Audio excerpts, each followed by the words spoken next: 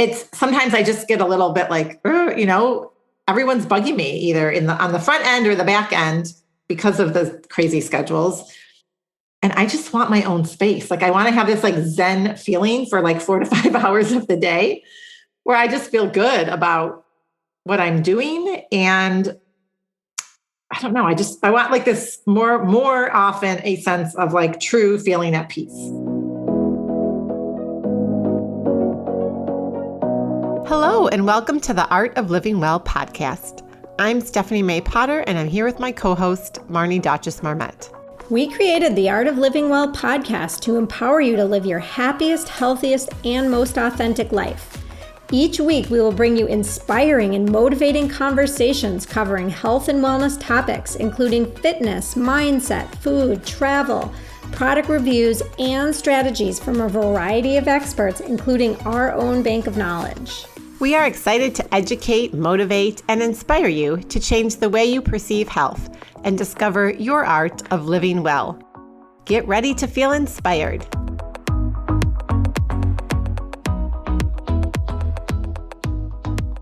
Hello, and welcome to the Art of Living Well podcast. Today's episode is our 15-minute health transformation audit, where we will guide you, our community members, to identify what's holding you back from your ideal health and wellness, and we'll analyze with you so you can walk away with a tangible action step. We are so excited about these episodes. As integrative health practitioners and health coaches, we love doing this kind of work with you. We would love to have you join us. Simply click the link in our show notes or on our website at theartoflivingwell.us. We know that talking about your health challenges can be uncomfortable or hard to discuss in this setting. However, we want you to know that this is a safe place and space. It's anonymous, aside from your name, which we can always change, and trust us that if you have a challenge going on in your life, many others have it too. So grab your favorite beverage, get cozy, and tune in to today's latest Health Transformation Audit with our very own Stephanie. But first, a quick word from our sponsor, Shield Your Body. Shield Your Body is a company that makes products to shield your body against electromagnetic frequency, or EMF radiation, from modern technology. Did you know that all modern technology is a source of EMF radiation? Cell phones, laptops, Wi-Fi, even your refrigerator is a source of EMF radiation. And each year, we are exposed to more and more EMFs. There are literally thousands of high-quality, peer-reviewed scientific studies demonstrating clear links between exposure to EMF radiation and a wide range of negative health effects, from anxiety and infertility to sleep disruption and cancer. Fortunately, there are easy ways that you can reduce your EMF exposure right now that cost you absolutely nothing. After reading the Shield Your Body guide, I stopped using my AirPods, something I used daily for hours sometimes, and have switched back to the old school wired headphones. And for me, after reading the Shield Your Body guide, I really put my foot down and insisted that my kids keep their cell phones and their laptops out of their bedrooms at night while they were sleeping. And I've been working on Jordan as well. And I think after reading the guide and listening to our podcast, he has finally agreed to do that. So download your copy of a free guide at shieldyourbody.com to start improving your health right now.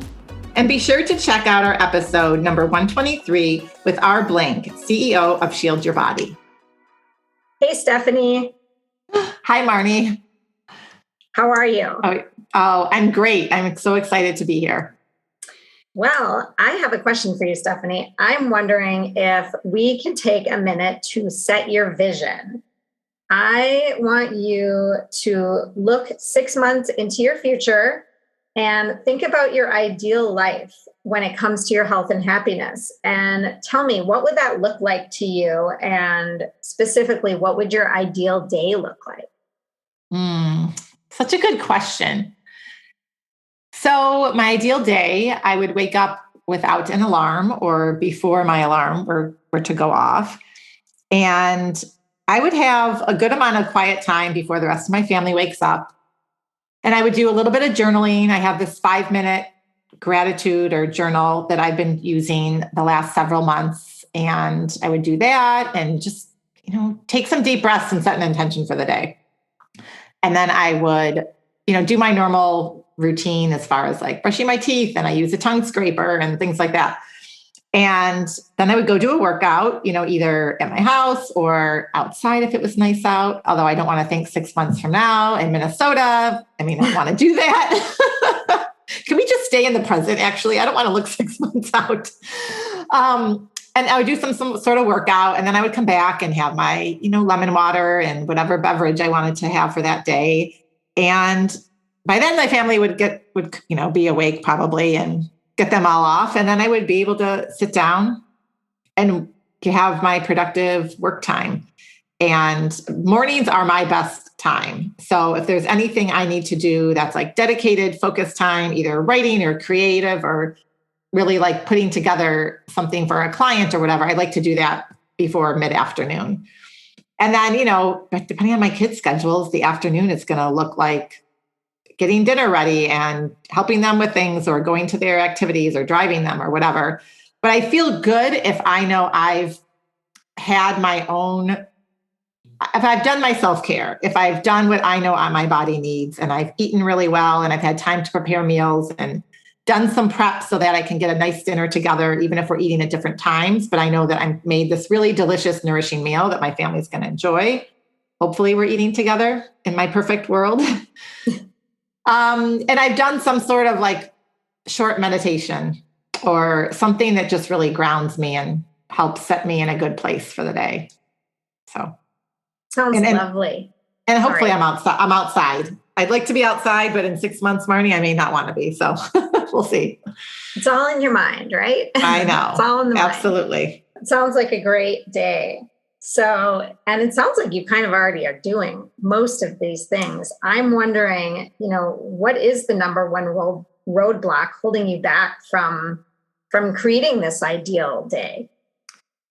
A lot of these things, yes, are happening, but they're not happening with me feeling always very like calm and at peace. And so that's really for me, the missing piece in all that.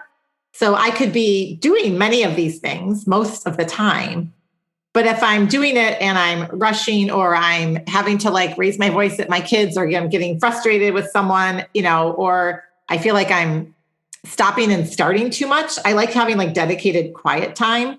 And so, with my husband working from home most days and my kids are all on different school schedules. So it's sometimes I just get a little bit like, everyone's bugging me either on the front end or the back end because of the crazy schedules. And I just want my own space. Like I want to have this like Zen feeling for like 4 to 5 hours of the day where I just feel good about what I'm doing. And I don't know, I want like this more often a sense of like true feeling at peace. So what do you think is holding you back from that right now? Yeah, I think it's not prioritizing meditation and more yoga and like calming activities. I really do like, not every day, but I do like having occasionally some more intense workouts or cardio or moving my body, even if it's going on like a fast walk. And I will prioritize those activities over sitting down. I have a really hard time sitting. I don't sit and watch TV very often. I am the one, don't talk to me about the latest Netflix series because I won't know what you're talking about. I just don't watch a lot of TV. And I don't do a good job of sitting and taking breaks. And I kind of have an issue with that. Like, I think I associate sitting with being like lazy and not having like, I think it all comes back to like self-worth. And so I need to be doing something, even if it's like planning the next day's dinner or, cleaning up the kitchen, or I'm always doing something and there's always work to be done. Right. Exactly. And that's the whole thing. We hear this thing about doing versus being or being versus doing, right? Sounds like you need to be a little more and do a little less maybe. Yes. But I can very much relate to everything you're saying. And I'm wondering if you can think back to a time in your life where you felt calmer on a daily basis and you were was it the meditation and the yoga that was doing it? Were there other things that were doing it? Can you think about that a little bit? Yeah, it's such a good question to think about. I mean, honestly, like during some of the phase of the pandemic where we were just like locked down and we didn't have to go anywhere and my kids didn't have activities and I knew I could like take the time to prepare dinners and we would all be eating together. And that was actually during my yoga teacher training for some of it. And so I was practicing more yoga regularly. And that's part of the reason why I did the program. And now I've sort of fallen off the wagon a bit with both of those. Yeah. I don't know. And I was doing some more like mantras, some of the things that I learned in my yoga program. And I think time, my days are more compressed now, especially now as we record this, it's summer and my kids are in or out all day. So, I mean, right now I just want like 2 hours of dedicated work time because if I get that, that's a lot right now without someone coming in and needing something or interrupting me. And I have this mindset that if I prioritize the sitting or the meditation or the yoga over going on the Peloton for a half hour or that like, there's still part of like this old school belief with like food and exercise that creeps up every once in a while. And I need to get my steps in or I need to move my body more. And if I'm just sitting and not moving as much that, I didn't get a workout in today then. Well, it would be interesting to see how, like, if you almost could like journal for a week. And this is just a thought here, like, on Monday you do the Peloton and a short meditation and you see what your calmness factor is. On Tuesday, you just meditate. Maybe you meditate and you take a walk, not a power walk, but like a gentle walk. And then, you kind of plan out your week or your workouts for the week or your movement, let's call it movement and meditation. Mm-hmm. And then see how you feel throughout the day, because I think that would be interesting to note. I think that's a great idea. A really, really good idea. And that's not something that I've ever done before. Even in my like short journal practice, it's really short and there's prompts. And so I don't sometimes reflect on how I felt throughout the day. Yeah. And it's, that's bringing you back into the present and into the be. Yeah. And thinking about, it's being mindful about, how your movement and meditation make you feel for the rest of the day. If you're doing it in the morning, which I'm assuming based on what you said for your ideal day, that's your ideal time. Yes, it is in the morning. And, I think, Marnie, we've talked about this with like your different doshas and your constitution with Ayurveda. And like, I know based on my constitution being more, pitta and a little bit of vata that I need to be doing slower movement, which I have actually quite a bit. I mean, 4 or 5 years ago or 3-4 years ago, I was doing way more high intense workouts. So I know that I need to scale it back a bit. And I have, but I think I still need to do that a little bit more. I think part of it for me is I struggle with finding like the right meditations, and I have tried different apps and different things. Like I need something that I really like and look forward to doing every day. It's easy. It's not like searching and going on and like, losing a connection when you're outside or I don't know. And then I sort of like give up. I'm like, oh, okay, I'm done now. I know that I've heard you like rave about various, meditations, circles or programs that you've done in the past.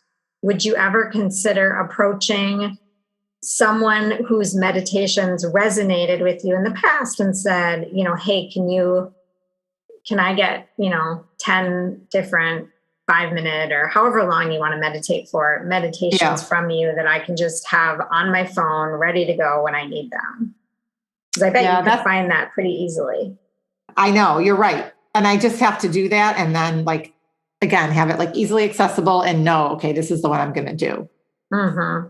Because I tried doing 21-day meditation challenge. And I think I got to like day 12 maybe. And then I kind of like fell off a little bit. Yeah. No, and I mean, meditation is tricky. I find it challenging too. Like it's a practice, just like working out is a practice, right? And, it's a habit that you have to develop like any other habit. Absolutely. And this is definitely one that's just harder for me. I think we all have different challenges. Different things come easier than others. And the movement and the food and some of those other things are just much easier for me.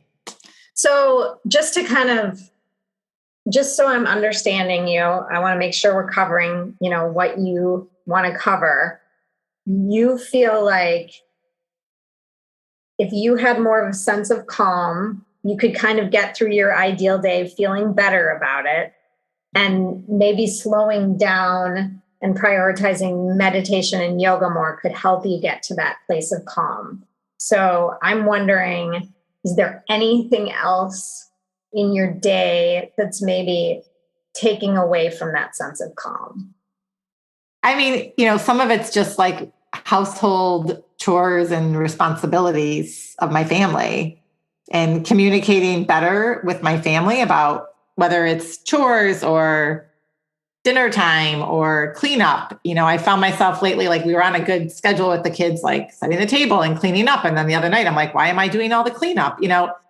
And so things like that, I think would help. And I think it's just like having another family meeting. We haven't done that, and it's a new season and the kids are off of school now.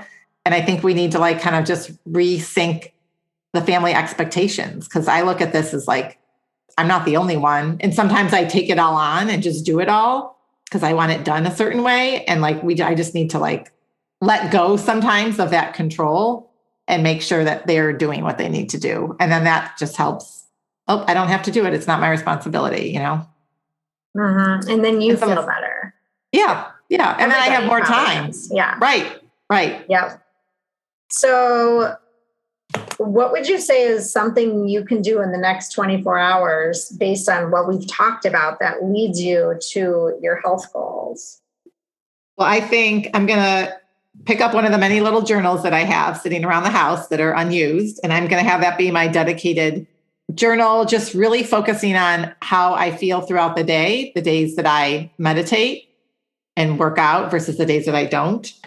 And really just prioritizing that 5 minutes of meditation. And I do like a longer meditation on Monday nights as part of a group. So that's kind of already set. And I do find that when I practice yoga, then it just lends itself to meditating because I love Shavasana. Me too. And so, so if I could just get on my mat, then that's like another check done. It's easy to meditate. Mm-hmm. And it just puts me in a different frame of mind when I'm practicing yoga. And I'm not talking about like a hot yoga or like a power yoga or anything, but just really a little bit more of a flow. So I'm going to get the journal and I'm going to start doing that and add the meditation. In the morning is really the best time for me. I've tried to do it at night, and honestly, I'm tired a lot of times, and I'm not as good about doing it in the evening. And then I'm going to sit down and have a family meeting at some point this weekend with my family. It may not be in the next 24 hours because of our schedules, but I'm going to sit down and have a family meeting and just like tell them how I feel and how I want to feel. And I think like a happy mom makes a happy family. So I think those are great ideas. And I'm definitely going to follow up with you in the next 24 hours to see, or 48 hours. Yeah. Maybe it'll be 48 hours because I know we both have a lot going on in the next 24 hours. Yeah. To see how you're doing with all of that. Well, I would love the follow-up. I would really appreciate that. Yeah, I think that, we're talking a lot about accountability and community. And I think that those two pieces are such an important part of all of our health and wellness journeys because, we all need each other to hold each other accountable and to lean on one another and to share with each other what's going on in our own lives. Because oftentimes when you do that, you hear that, oh, I can relate to what you're saying, Stephanie, so much of what you're saying. I have those issues in my own life. So we would love to have all of you, our community members, sign up for an upcoming health transformation audit, because we would love to guide you on your journey to, discovering your own art of living well. And the link is in the show notes. It's on our website. We would love to meet you. And we're also wanted to clue you in on something new that we have cooking up, and we're really, really excited about it. And it's the Art of Living Well podcast Health Transformation Roadmap VIP Day for our listeners, which was quite a mouthful. So it's our first one, and it's going to take place online on Thursday, August 4th from 12 to 3 p.m. Central Standard Time. And anyone who signs up, you are going to be a part of this very select group that is going to have protected time, which I think is one of the most important things we all need, to sit down and create your very own roadmap and customized plan so that you can feel calmer and clearer, and just have this picture of the path that you can actually take to reach your pressing health and wellness goals. And there's going to be live coaching and, talking from all the participants if you want to, and some education and some mindset and meditation techniques. And the best part about it is that you're going to walk away with a very doable action plan that you will hopefully be super excited to jump into. So if you want to be one of the first ones to sign up, the link is in the show notes or on our website. Yeah, we'd love to have you. And thank you, Marnie. This was so good. It's like we all need someone to listen to us and help guide us to coming up with ideas that we could do on our own. I mean, the things that we talked about today, right? It wasn't like it was rocket science, but it's really hard to step out of the busyness of our individual lives and just get grounded in what we know we need to have that, just more calm and balance in our life and, address any health challenges. So this was really helpful. Thank you. Absolutely. And have a great day. Bye-bye. Bye. Thank you so much for listening to the Art of Living Well podcast. We are so grateful that you joined us today. If you enjoyed this episode, please share it with a friend or anyone else you think may benefit from this information. We'd love for you to subscribe to our podcast, leave us a review, and tag the Art of Living Well podcast on social media. If you want more inspiration in between episodes, you can find us on social media at theartofliving_well on Instagram and Facebook, where we will share snippets from our daily lives and our journey to living well.